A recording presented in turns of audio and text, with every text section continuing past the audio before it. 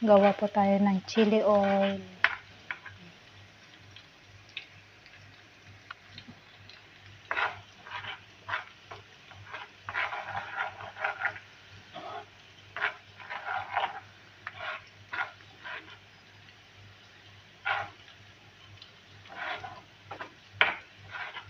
Hintayin lang natin mag-brown yung garlic bago natin ilagay yung chili.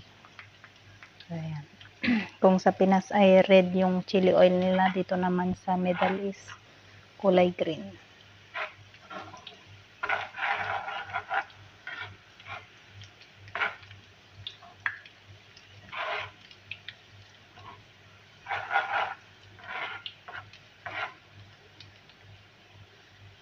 So ayan guys, nagbabrown na siya. Hinaan na natin yung apoy para hindi masunog. Ayan.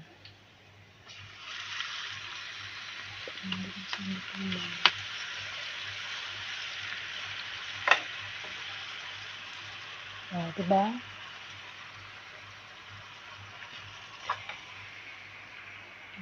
Ito naman may iluluto din ako dyan.